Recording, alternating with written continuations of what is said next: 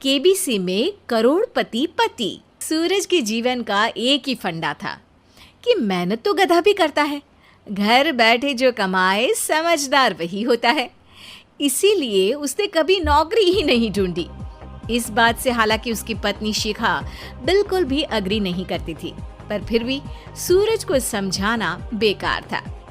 TV में कैसे बनोगे करोड़पति का ऐड देखकर उसे लगा कि बस अब तो घर बैठे ही वो करोड़पति बन सकता है, और उसके पीछे उसने अपने सारे सोर्सेस एक्टिव कर दिए।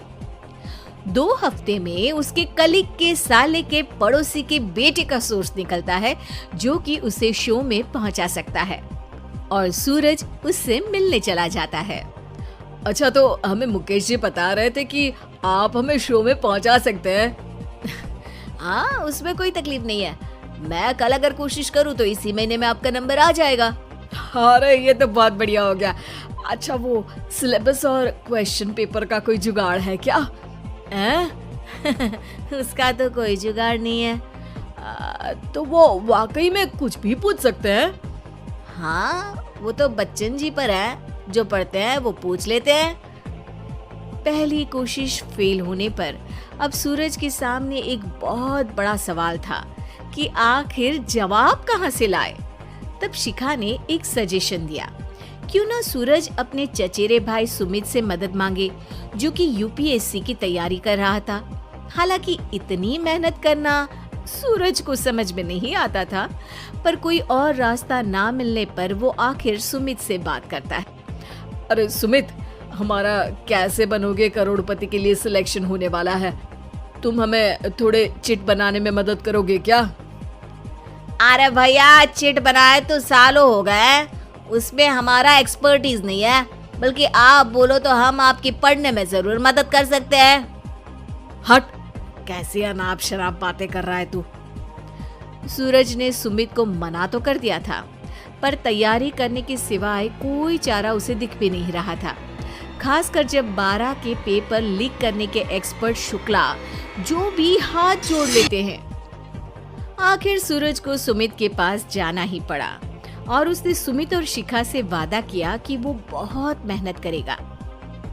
1 महीने की तैयारी के बाद फाइनल हुआ कि शो से 1 हफ्ते पहले एक ट्रायल खेला जाएगा, जहां पर सारे रिश्तेदार ऑडियंस की जगह पर होंगे और शिखा सवाल पूछेगी। दूर दराज से भी रिश्तेदार आकर हाजिर हो गए देखने कि आखिर कैसे बनेगा सुमित करोड़पति।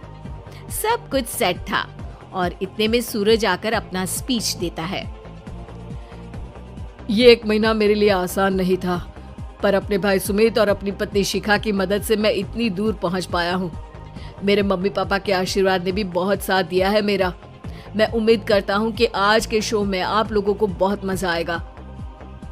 साक्षी पहला सवाल पूछती है और पूरे कमरे में सन्नाटा छा जाता है। इंडिया में कितने स्टेट्स हैं? 3, सॉलिड, लिक्विड और गैस। अरे रुकिए, तो ऑप्शंस तो देने दीजिए। इतने में 5वीं कक्षा का चिंटू बोल उठता है। अरे क्या मामा, आप तो पहले सवाल पर ही आउट हो गए। अरे बेटा, पहला सवाल तो ट्रायल होता है ना। अरे तुम अब देखना। देखने जैसी बात तो थी ही। सूरज को इतना शांत किसी ने नहीं देखा था। कभी कभी तो लगता था मानो सूरज आंख खोलकर ही सो गया हो। मामा जल्दी करो प्लीज, कल सुबह पनवेल भी तो निकलना है। अरे हट, कंसंट्रेट करने दे मुझे।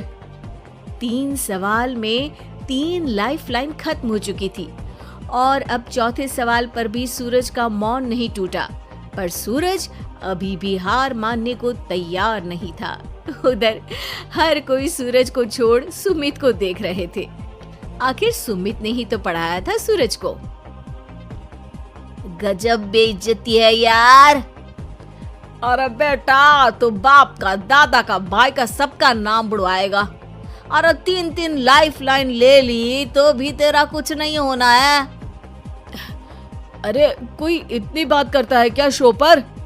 अरे बेटा, शो पर तेरे जैसे भी तो नहीं आते ना। सूरज की ये जंग आखिर 1 घंटे बाद 5वें सवाल पर खत्म हो गई, जब उसने इंडिया के नेशनल बर्ड का नाम कहा, कौवा। अरे बेटा, मजा तो बहुत आया, बस थोड़ा टाइम पर खत्म होता तो आनंद भी आ जाता। ताने बारिश के बूंदों की तरह बरस रहे थे और सूरज को भी समझ आ रहा था कि ये करोड़पति बनना शायद उसके बस के बाहर की बात है। पर वो आखिर ये बात मान कैसे लेता? वो सख्त लौंडा जो ठहरा, उसने सोचा कि बेइज्जती तो हो ही चुकी है, पर अगर मैं हार नहीं मानूं तो शायद कुछ हो सकता है। शिखा, तुम देखना, असली शो में आग लगा दूंगा, आग, करोड़पति बनूंगा मैं। हाँ, सब्जियां खत्म हो गई है घर पे, ले आओ। पहले पति बन जाओ, फिर करोड़पति बनना। अरे गजब बेइज्जती है यार। बेटा, अभी तो घर पर ही हुई है, 1 हफ्ते में तो तुम देश के सामने करवा कर आओगे। वैसे जब टीवी पर जाओ ना तो बस अपने मम्मी का ही नाम लेना, ठीक है? कोई पूछे तो बोलना कि पापा नहीं है मेरे। अरे पढ़ाई की, पेपर निकलवाए, इतने सारे लोगों को खाना खिलवाया, क्या फ़र्क पड़ा? इसीलिए मैं कहता हूँ कि मेहनत तो गधा भी करता है, घर बैठे जो कमाए वही सिकंदर। लेकिन मामा, गधे भी जानते हैं कि हमारा राष्ट्रीय पक्षी मोर है।